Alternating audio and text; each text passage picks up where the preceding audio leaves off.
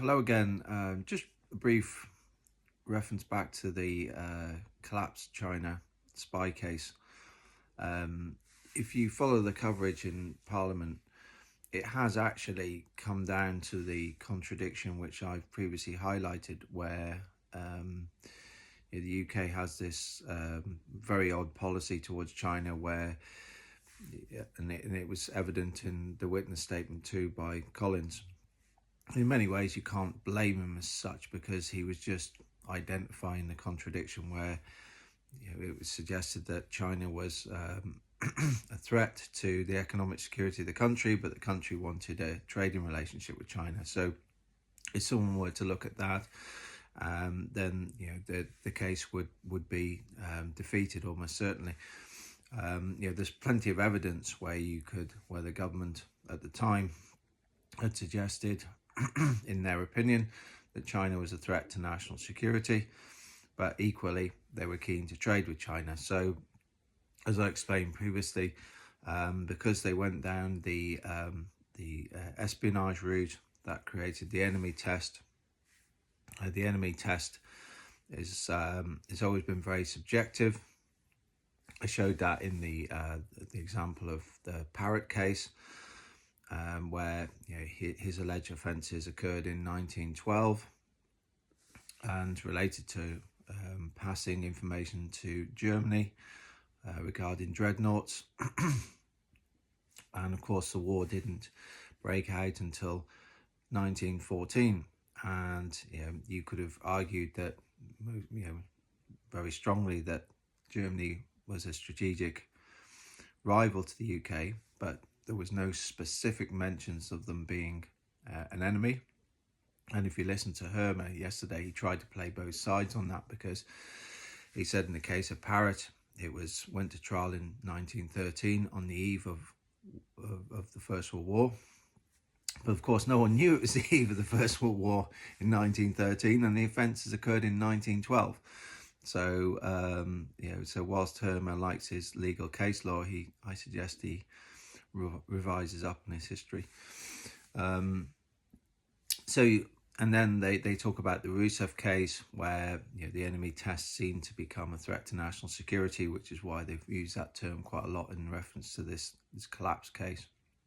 And as I suggested, fundamentally the UK is too weak to confront China, and yet too weak to not trade with China. Well, in reality, if it has to be one or the other. Either you accept the country for what it is and you trade with it, or you don't accept them and you step away.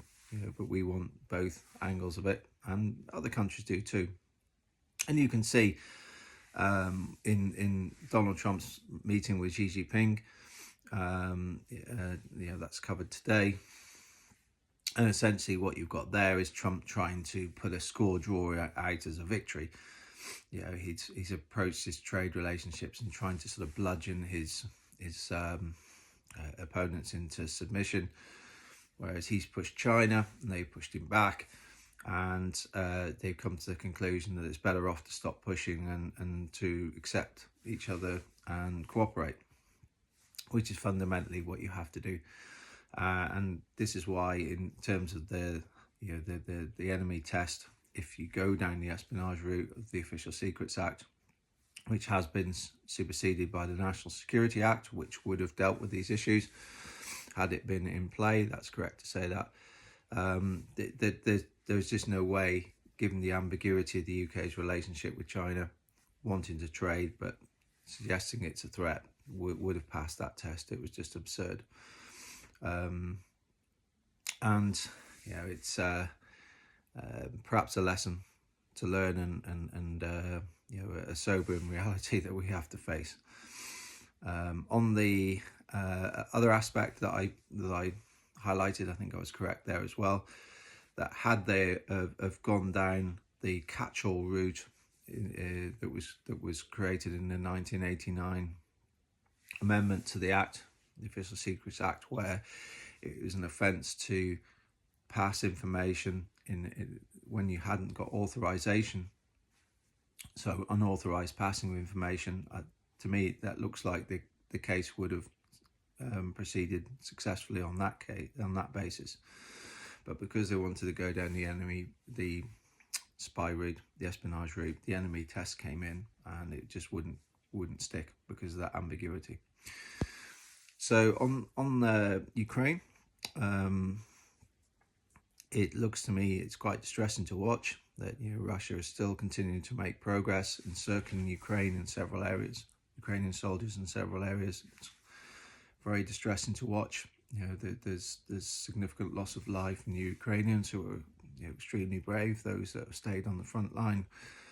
And it will come, I believe, to what I said, it will reach this point, and the Europeans, Britain and the EU nations, principally Germany and France, will get to a point where they're in a very difficult position, particularly the UK and France, where they've poured huge amounts of money into a failed proxy war, promised Ukraine something they could never deliver, and Ukraine have lost huge amounts of life in a war that could have been stopped far earlier, at earlier points, and peace attempts have been scuppered by the Europeans.